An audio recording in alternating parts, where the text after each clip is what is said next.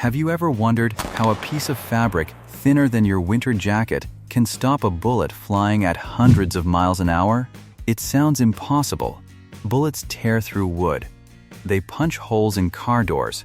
And yet somewhere inside a police officer's vest, a soft, almost flimsy material is quietly doing something steel struggles to do while folded up as easily as a t-shirt in a drawer. Here's the twist nobody expects. This fabric wasn't invented to save lives at all. It was invented by accident, while someone was simply trying to build a better car tire. Welcome to Simple Things Analysis, where we uncover the hidden science and surprising logic behind everyday things. In the 1960s, a chemist was working on an unglamorous project finding a stronger fiber to reinforce tires. One day, an experiment went wrong. Instead of the thick, clear syrup chemists expected, it produced a thin, cloudy liquid, closer to spoiled milk than a breakthrough. Think about the times you've almost thrown out something that looked broken, only to discover later it still worked fine.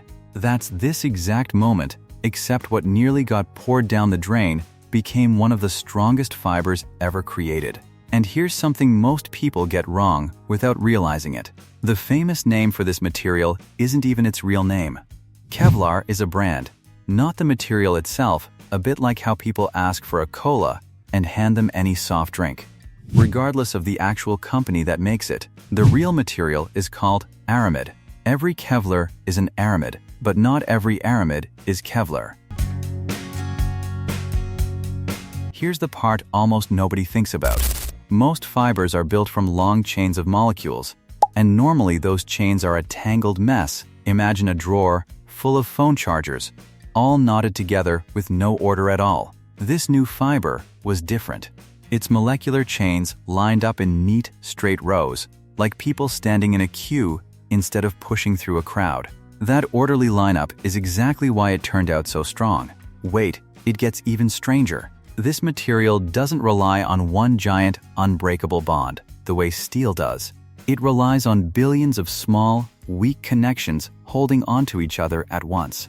One connection alone means nothing.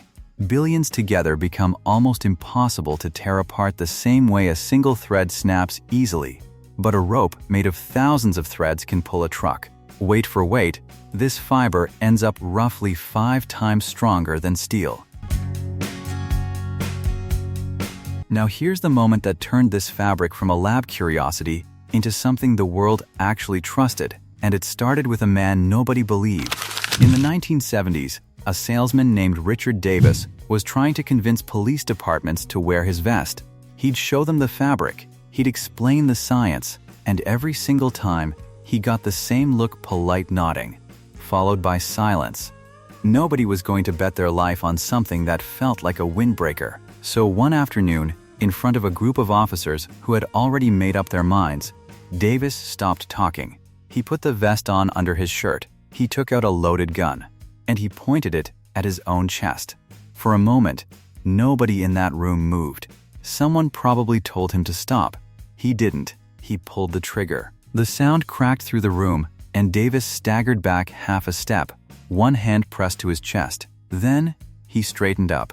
He was breathing hard, there was a raw, stinging bruise already forming under his shirt, and he was still standing. He didn't stop there. Over the years that followed, he repeated that same impossible act more than 100 times, in front of different crowds who needed to see it with their own eyes before they'd believe it.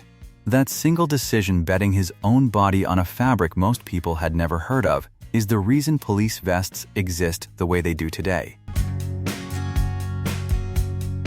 Here's a twist that surprises even people who already know a bit about this fabric.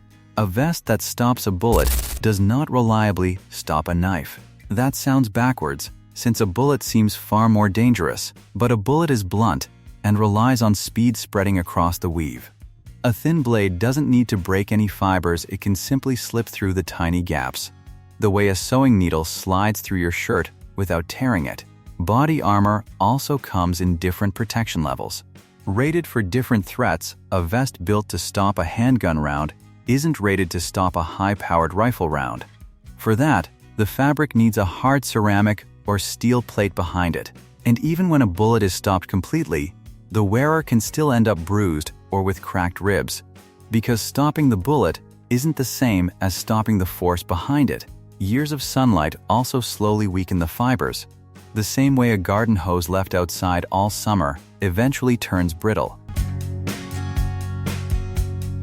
So this was never really a story about bulletproof vests. It was about a quiet material that ended up hiding almost everywhere. It's in motorcycle jackets, kayak hulls, and marching band drumheads.